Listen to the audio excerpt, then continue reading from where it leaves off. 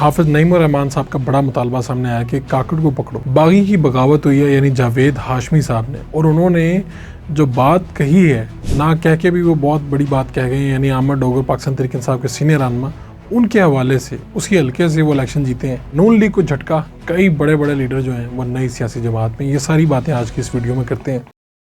बिस्मिल्लाहिर्रहमानिर्रहीम, मेरा नाम फ़ारूक वड़ाइच और आप मेरा फेसबुक और यूट्यूब चैनल देख रहे हैं। आज के व्लॉग में सबसे पहले ये कि हाफिज नईम रहमान साहब का बड़ा मुतालबा सामने आया कि काकड़ को पकड़ो, यानी निगरान वज़ीर आज़म को। किस बात पे कहा उन्होंने? ये बागी की बगावत हुई है, यानी जावेद हाशमी साहब ने, और उन्होंने जो बात कही है ना कह के भी वो बहुत बड़ी बात कह गई, यानी अहमद डोगर पाकिस्तान तहरीक इंसाफ के सीनियर रहनुमा, उनके हवाले से उसी हल्के से वो इलेक्शन जीते हैं। और नून लीग को झटका, कई बड़े बड़े लीडर जो हैं वो नई सियासी जमात में, ये सारी बातें आज की इस वीडियो में करते हैं। सबसे पहले बागी की बगावत तो आपके सामने रखते हैं। जावेद हाशमी साहब के साथ मुझे मुलाकात करने का मौका मिला, मैं मुल्तान गया और गुफ्तगू हुई, सियासी गैर सियासी, on record, of the record, सारी बातें हुई। तो मैंने ये तो अब ऑन रिकॉर्ड भी आ गई है सामने बात कि मैंने उनसे पूछा कि आपने इलेक्शन क्यों नहीं लड़ा, तो उन्होंने ये बताया कि ISI और कमिश्नर मुल्तान, ISI के जो वहाँ के कमांडर थे वो आए, मुलाकात की और कहा कि हम आपको MNA बना देंगे हम आपको गाड़ियाँ भी देंगे, हम आपको जलसे भी करने देंगे, हम आपको जो जो चीज़ें चाहिए, आपको सिक्योरिटी भी मिलेगी, प्रोटोकॉल भी मिलेगा, सब मिलेगा, आप MNA भी बन जाएंगे, लेकिन आपने फिर हमारी बात माननी है और जहाँ पे कहा जाएगा वहाँ जाना है। तो अब आपको पता है हाशमी साहब की तो फितरत में ही बगावत है, तो एक तो पहले उन्होंने ऑफ़र ठुकरा दी।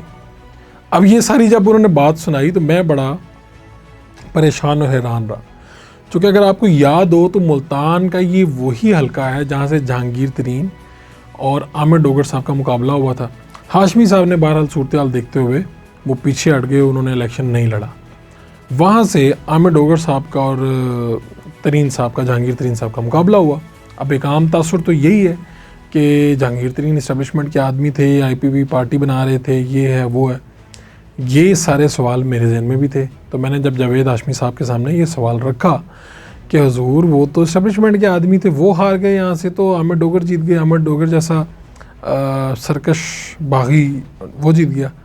तो उन्होंने फिर हंस के कहा कि मेरे से इससे आगे ना पूछो, मुल्तान शहर के लोगों से जाके पूछ लो, बच्चे बच्चे को इस बात का पता है, मैं इस पर कुछ कमेंट नहीं कर सकता। उन्होंने यानी इस पर कमेंट करने से इनकार कर दिया, लेकिन वो मुस्कुरा के कमेंट करने से इनकार किया, जिसमें आपकी नीम रजामंदी शामिल होती है। बताना वो ये चाह रहे थे, कहना वो ये चाह रहे थे कि अहमद डोगर साहब जो हैं वो इस्टेब्लिशमेंट की रजामंदी से यहाँ से जीते हैं। और इससे एक नया राज ये भी खुलता है, ये तो कभी जहांगीर तरीन साहब खुद कभी सामने आएंगे तो बताएंगे कि आखिर जहांगीर तरीन साहब के साथ क्या हुआ। उनको जब उनकी पार्टी की दीगर नशिस्तें जब दी जा रही थी तो क्या उनको भी मियां अज़हर की तरह, जैसे वो काफली के सदर थे तो उनको फारिग किया गया था, तरीन साहब के साथ भी कुछ ऐसा ही हुआ? या तरीन साहब के हवाले से वो लोग ये समझते थे कि यार ये कोई ऐसी प्रोडक्ट नहीं है जिसे हम आगे चल के यूज़ कर सकें? बहरहाल ये तो अब अहमद डोगर साहब सीनियर रहनुमा है पाकिस्तान तहरीक इंसाफ के, बड़ी ज़बरदस्त गुफ्तगू फरमाते हैं और सियासी बैकग्राउंड है, ख़ानदान पूरा जो है सियासी है। और डोगर साहब जो हैं वो आज के नहीं हैं, कब से हैं। तो अब ये जो बात हुई है, मैं चाहूँगा कि ये एग्जैक्टली आपके सामने, ये जो हमने इंटरव्यू किया था एक न्यूज़ पे शाया भी हुआ, ये नशर भी हुआ, तो वहाँ पे भी ये बात सुनी और देखी जा सकती है और दोनों की गुफ्तगू से आपको अंदाज़ा हो जाएगा। आगे बढ़ते हैं। हाफिज नईम रहमान साहब से हमारी CPNE की स्टैंडिंग कमेटी की मुलाकात हुई यहाँ पर मंसूरा में, और बड़े बड़े जो हमारे सहाफ़ी और दीगर हजरात थे, तो वहाँ पर सवाल जवाब की नशिस्त हुई। बाद में हमने बड़ा पुरतकल्लुफ़ वहाँ पर दोहराना हुआ उनकी जानिब से। तो मैं भी स्टैंडिंग कमेटी के मेंबर की हैसियत से वहाँ पर मौजूद था। तो वहाँ पर बड़ी खुल खला के बात हुई, चूँकि ये कोई बराह रास्त नशर नहीं हो रही थी। तो अब लोगों का ये रुझान है या कहना है, मानना है कि भाई हाफिज नईम रहमान साहब का टिल्ट जो है वो इमरान खान की तरफ है। उसकी वजह क्या है? उसकी वजह ये है कि जब ये मेयर का इलेक्शन लड़ रहे थे, ये वहाँ से इधर आए थे, इमरान खान साहब यहाँ पे बैठते थे ज़मान पार्क में, उन्होंने अपनी सपोर्ट इनको दी थी। लियाकत बलोच साहब और ये गए थे और उन्होंने अपनी सपोर्ट इनको दे दी थी।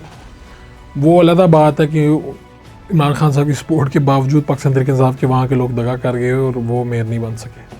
तो लोगों को ये लगता है कि शायद ये पीटीआई की तरफ माइल हैं और नून के एंटी हैं और एस्टेब्लिशमेंट के एंटी हैं, ये सारी बातें। उनसे जो उनकी जो उसके साथ जो गुफ्तगू हुई तो लोग बड़े बड़े सवाल कर जाते हैं। तो उनका ये जो उनके गुफ्तगू से लग रहा था वो ये है कि भाई हम एहतजाज ज़रूर करेंगे, हम स्टेज ज़रूर शेयर करेंगे, हम इकट्ठा एहतजाज भी कर सकते हैं, चाहे मौलाना फजल रहमान हो, तहरीक इंसाफ हो, लेकिन किसी भी जगह वो काम नहीं होगा कि जमात इस्लामी खीर पकाएगी और खा कोई और जाएगा।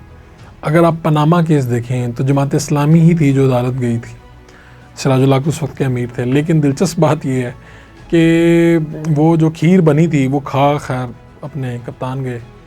तो हाफिज नईमान साहब ने एक और बड़ी बात की, उन्होंने कहा यार वो काकड़ साहब ने ये कहा, हनीफ अब्बासी साहब को धमकी दी कि अगर तुमने कोई ज़्यादा मसला किया तो हम ना फार्म 45 वाली बात करूँगा तो आप लोग मुंह छुपाते फिरेंगे। तो वो तो सबसे पहले काकड़ को पकड़े, क्योंकि ये तो चार्जशीट है कि वो निगरान वज़ीर आज़म थे और उनको ये निगरानी दी गई थी पूरी हुकूमत की, और उनके होते हुए ये सारा क्राइम हुआ, ये इलेक्शन चोरी हुआ, मैंडेट गया, जिनकी जो सीटें थी उनको नहीं मिल सकी। तो ये तो सबसे पहले उनको पकड़ना चाहिए, ये मुतालबा भी था उनका। तो वो गुफ्तगू में और भी बहुत सी बातें हुई और बड़ी दिलचस्प बातें रहीं, लेकिन जो मैं लुबे-लुबाब ये समझा वो ये है कि भाई हमने जो भी करना है अब अकेले करना है, हमने अकेले आगे बढ़ना है। और उनसे एक सवाल बड़ा ज़बरदस्त हुआ कि ना आप इस तरफ के हैं ना आप उस तरफ के हैं, जो कि आम होता है कि भाई तुम हो किस तरफ। उन्होंने कहा हम अपनी साइड पे हैं, हम आवाम की तरफ हैं। आप मुझे ये बताएं जो उस तरफ थे वो आज कहाँ खड़े हैं और जो इस तरफ थे वो कहाँ खड़े हैं। यानी उनका मानना ये था, कहना ये था कि भाई नवाज शरीफ बड़ा बागी था ना, तो आज तो इस्टेब्लिशमेंट के साथ है, और ख़ान बड़ा इस्टेब्लिशमेंट के साथ था तो आज वो इस्टेब्लिशमेंट के मुखालिफ है। तो क्या हम क्या करते उन दोनों में से किसी एक के साथ खड़े होते और ये बाद में डील कर लेते और हम पीछे रह जाते। ये सारी बातें होती रहीं। खैर ख़बर ये है कि मिफ्ता इस्माइल साहब हैं, उन्होंने मुझे भी कराची में मुलाकात के दौरान कहा था नई पार्टी जो खाकान अब्बासी साहब की बन रही है उसमें कौन से लोग जा रहे हैं, और ये बड़ी चाय मगोइयाँ भी हो रही। एक और नई पार्टी की गूंज है, मैंने आपसे बात भी की थी, दानियाल अजीज़ साहब ने ये बात ऑन एयर भी कही और कुछ बातें वैसे भी बताई। तो हुजूर वाला सीन ये है कि जो नून लीग के बड़े बड़े लीडर जो नाराज़ थे, कदरे काफ़ी देर से एक्टिव नहीं हैं, वो लोग अब कुछ नाम भी सामने आ गए हैं, जैसे ज़ईम कादरी एक वक्त में हुकूमत पंजाब मुस्लिम लीग नून के तर्जुमान थे, मुस्लिम लीग नून के सेक्रेटरी इत्तलात थे और बड़े एक्टिव थे। इनकी फिर मिसेस भी यहाँ पे रहीं, लेकिन फिर हुआ ये कि 2018 के इलेक्शन से पहले इन्होंने एक धुआंधार प्रेस कॉन्फ्रेंस की। हमजा शहबाज ये जो लाहौर है तुम्हारे बाप का है, और इस तरह की बातें की और प्रेस कॉन्फ्रेंस की। तो बताया ये गया कि बेसिकली इन्होंने MNA की नशिस्त मांगी थी, इनको सूबाई असम्बली की दी जा रही थी, इनकी मिसेस को भी टिकट दिया जा रहा था, लेकिन ये किसी के कहने पे आगे पीछे हो गए। ये मुबैना तौर पे ख़बर आई बाहर और मुस्लिम लीग नून के लोगों ने भी ये शेयर की चीज़ें। तो फिर हुआ ये कि इनकी बीवी को उनकी तो लिस्ट में नाम डल चुका था, तो वो तो MPA बन गई, लेकिन ये 2018 की बात कर रहा हूँ। लेकिन ज़ईम कादरी साहब जो हैं वो आज़ाद खड़े हुए और बामुश्किल 3-3.5 हज़ार वोट ले सके। वो हल्का जहाँ से वो MPA बनते आ रहे थे उसी हल्के की बात कर रहा हूँ। अच्छा, इसी तरह KP से मेहताब अब्बासी साहब हैं, नाराज़ हैं, वहाँ पर चूँकि ग्रुपिंग बड़ी सख्त चल रही है, वो मामलात हैं। अब मुस्लिम लीग नून के वो लोग जो नाराज़ हैं, पुरानी काफ़ी देर से बैठे हुए हैं, वो सब तो यहाँ पर जा रहे हैं। पाकिस्तान तहरीक इंसाफ के वो लोग जिनकी कहीं पे स्पेस नहीं बन रही, वापसी नहीं हो पा रही। कुछ लोग तो फवाद चौधरी साहब जैसे हैं जिनकी शायद वापसी अब होने जा रही है, लेकिन बहुत से ऐसे अफराद हैं जिन्होंने प्रेस कॉन्फ्रेंस बहुत आगे जल के की थी और इस्तेकाम पाकिस्तान पार्टी में वो जा नहीं सकते, क्योंकि वहाँ पर कोई ऐसी शख्सियत नहीं जिसकी वजह से कोई वोट बैंक। मैं ये नहीं कह रहा कि ये नई पार्टी का बड़ा वोट बैंक है, लेकिन बहरहाल मिफ्ता इस्माइल, शायद खाकान अब्बासी, मुस्तफ़ा नवाज़ खोखर, ये 3 नाम जो है इनकी क्रेडिबिलिटी बहरहाल अपनी अपनी जगह पर बरकरार है। 2 मुस्लिम लीग नून से थे, एक पीपल्स पार्टी से थे, स्टांस लिया और फारिग हो गए। तो अब इनकी पार्टी में बहुत सी शमूलियत होने जा रही है। अगले आने वाले हफ्ते में ये अपना आइन भी दे रहे हैं, अगले आने वाले हफ्ते में ये तकरीब भी करने जा रहे हैं 2 हफ्तों के दरमियान में, कि जिसमें रोनमाई आप समझ लें या जो भी कह लें। तो इस टाइम अपना ये मीडिया पे बैठ के हर जगह पे इसकी पूरी वो कर रहे हैं, इसकी पार्टी की तशरीह भी कर रहे हैं, तरवीज भी कर रहे हैं। तो ये मामला इस तरह से आगे बढ़ेंगे। मुस्लिम लीग नून को तो फ़िलहाल ये बड़ा झटका है, और इसके बाद दीगर जमातों के लिए भी वो अरकान, वो लोग जो नाराज़ बैठे तो अब इस पार्टी में इकट्ठे हो रहे हैं, और फिर इसकी एक नई शेप बनने जा रही है। यकीनी तौर पे ये अपना असर इसलिए रखेगी क्योंकि ये जो लोग हैं, इनकी दो तीन चार मरकज़ी लोग हैं, इनकी अपनी जगह पर कहीं ना कहीं अवाम में साख मौजूद है। चाहे जैसे भी है, इलेक्शन इन्होंने नहीं लड़े, इनकी इस वजह से कि इनके बयानात की वजह से और बगावत, बर वक्त बगावत की वजह से इनकी वो मौजूद है। देखिए आगे आगे होता है कि आपने मेज़बान फ़ारूक पढ़ाई को जा दीजिए। अल्लाह ने के बाद।